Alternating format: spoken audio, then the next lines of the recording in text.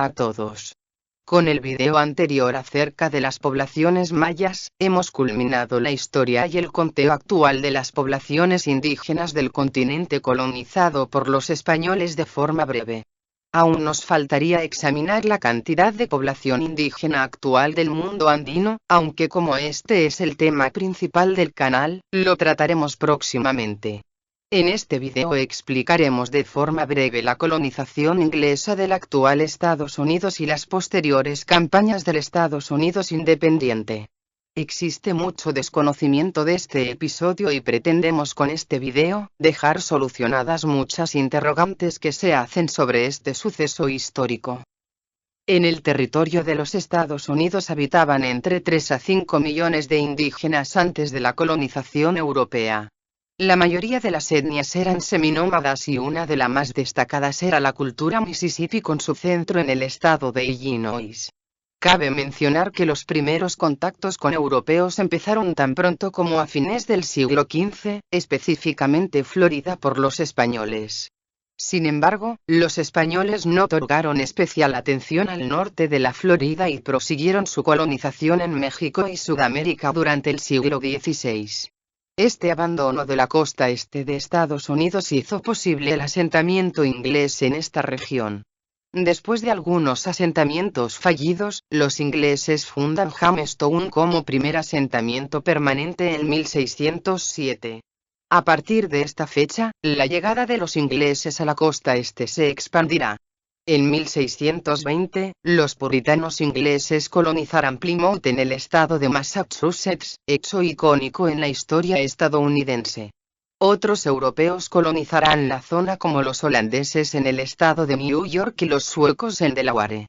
Sin embargo, serán conquistados por los ingleses que crearán una franja que abarcaba desde Georgia por el sur hasta Maine por el norte. La zona norte será conocida como Nueva Inglaterra y se convertirá en uno de los núcleos poblacionales iniciales de la colonización inglesa. Como en todo el continente, las enfermedades causarán estragos y reducirán drásticamente la población, posiblemente en un 90%. Pero además de esto, las guerras entre distintos europeos e indígenas reducirán a niveles ínfimos la población indígena. Entre las guerras principales entre 1620 y 1774 tenemos las guerras de los castores, las guerras anglo-powhatan, las guerras Pequot, la guerra Wappinger, la guerra del melocotón, las guerras Esopus, las guerras del rey Felipe, la guerra Chowanok, la guerra del rey Guillermo, la guerra Tuscarora, la guerra Yamasee, la guerra de Pontiac, la guerra de la reina Ana, la guerra Dumer, la guerra del rey Jorge y la guerra francesa e india. Además, la esclavización de los indígenas por parte de los ingleses va a ser común, especialmente en las colonias del sur como las Carolinas, Virginia y Georgia. Decenas de miles serán esclavizados y comercializados desde el puerto de Charleston en el actual estado de Carolina del Sur y vendidos en otras colonias inglesas o en el Caribe. La colonización inglesa de América va a ser distinta a la española y a la portuguesa. Desde el principio, la llegada de un gran número de mujeres va a ser lo habitual en las colonias inglesas. Salvo en las colonias del sur en las primeras décadas, las mujeres europeas no escasearán y por tanto, la población europea no se mezclará demasiado con africanos o indígenas como ocurrirá en mayor medida en las colonizaciones española y portuguesa donde la escasez de mujeres europeas siempre estará presente. El censo estadounidense de 1790 muestra claramente el equilibrio de hombres y mujeres blancos en las colonias. Esto no significa que no existiera mezcla, esta se daba entre el esclavista europeo y mujeres negras e indígenas esclavizadas. Sin embargo, la gente mixta no era integrada a la sociedad como persona libre, sino de vuelta a la esclavitud. Estudios genéticos actuales muestran que los afroamericanos actuales tienen un porcentaje considerable europeo y un porcentaje menor indígena, lo que significa que muchos mixtos fueron reesclavizados y apartados de la sociedad blanca. Esto se diferencia de los bandeirantes portugueses en el Brasil, donde tomaban como esclavas sexuales a muchas indígenas, pero sus hijos mixtos eran integrados en la sociedad del padre portugués y los acompañaban en sus campañas de esclavización en el interior de Brasil. Otra diferencia es la gran concentración de colonos blancos en un espacio relativamente pequeño en un periodo de tiempo relativamente corto. Para comparar, en toda la América española durante 1492 a 1830, migraron 1.860.000 españoles, y en Brasil, desde 1500 a 1800 migraron 700.000 portugueses. En las 13 colonias, un territorio más pequeño que Centroamérica, desde 1607 a 1790, migraron 2 millones de europeos entre ingleses, escoceses, irlandeses y alemanes. Esta gran concentración de colonos europeos en un terreno tan pequeño y con guerras permanentes entre tribus indígenas y otros europeos como los franceses, hicieron que los colonos buscaran nuevas tierras para la creciente población y separarse de los indígenas al considerarlos salvajes y violentos. A diferencia de la conquista española que se hizo muy rápidamente y que puso a la mayoría de los indígenas como subordinados desde un inicio, los ingleses tardaron mucho en conquistar la zona debido al modo de vida seminómade de los indígenas y a los inmensos bosques. Además, holandeses, suecos y franceses armaban a los indígenas con armas modernas para enfrentarse a los ingleses y viceversa.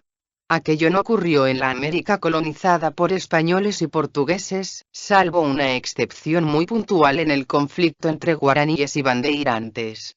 Por tanto, tras las guerras, los colonos preferían expulsar a los indígenas en vez de convertirlos en sirvientes o integrarlos. Además, no tenían especial interés en evangelizarlos debido a que el protestantismo luterano no obligaba a la propagación de la doctrina religiosa como si lo obligaba el catolicismo. A pesar de todo, la población indígena aún sobrevivía en la costa este de Estados Unidos para 1775, sin embargo, la Guerra de Independencia norteamericana sería el fin de esta población indígena. La mayoría de los indígenas lucharon en el bando inglés en contra de los patriotas estadounidenses.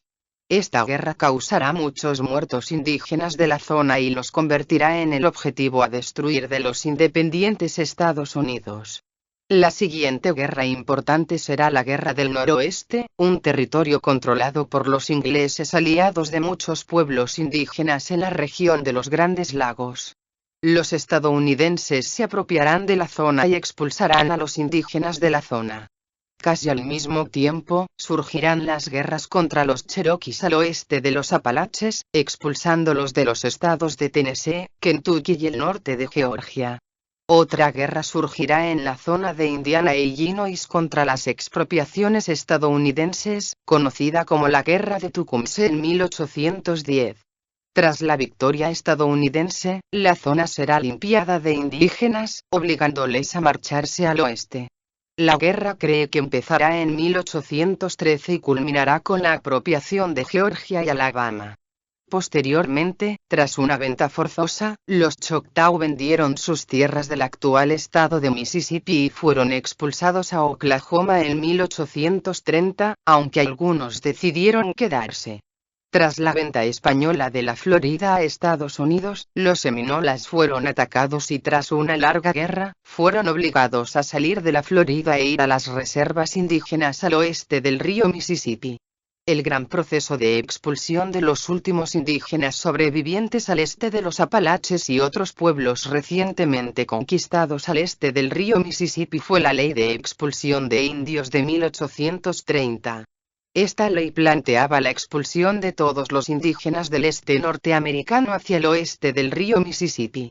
Alrededor de 60.000 indígenas del este estadounidense fueron expulsadas a Kansas y Oklahoma, dejando sin indígenas de facto el este del río Mississippi. El proceso de conquista al oeste del río Mississippi es mucho más conocido. Los estadounidenses se expandieron hasta el Océano Pacífico, venciendo a los mexicanos y luchando contra gran cantidad de etnias indígenas como los apaches, los comanches, los cheyenne, los navajo, los ute, los sioux, los yakima y otros pueblos. La colonización de este territorio va a ser mucho más brutal que cualquier episodio anterior y se caracterizará por masacres y expulsiones a las reservas indias creadas específicamente para ellos. La zona con mayor número de indígenas masacrados será el estado de California desde 1846 a 1873, donde la llegada masiva de colonos estadounidenses por la fiebre del oro hará que esclavicen y maten para apropiarse de tierras. El descenso de la población producto de enfermedades, masacres, expulsiones y baja fertilidad de la población indígena será muy fuerte. La población indígena de California ya había descendido catastróficamente durante la colonización española de la zona y las misiones franciscanas que reubicaron a los indígenas en reducciones, ocasionando muertes masivas por enfermedades y el exceso de trabajo forzado.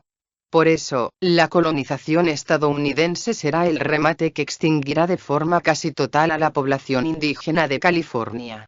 Actualmente, se autoidentifican como indígenas 3.700.000 estadounidenses y 9.600.000 afirmaron ser indígena en parte. Esta gente es la que permaneció en las reservas indias y creció a partir de ese momento. Nosotros no nos fiamos de este número y consideramos que mucha gente que se autoidentifica como tal, no tiene el fenotipo indígena mínimo según nuestro rango. No podemos dar una cifra exacta de un número debido a la falta de datos, pero podríamos aventurarnos a cifrar en 1 millón a los indígenas estadounidenses con el fenotipo aceptable.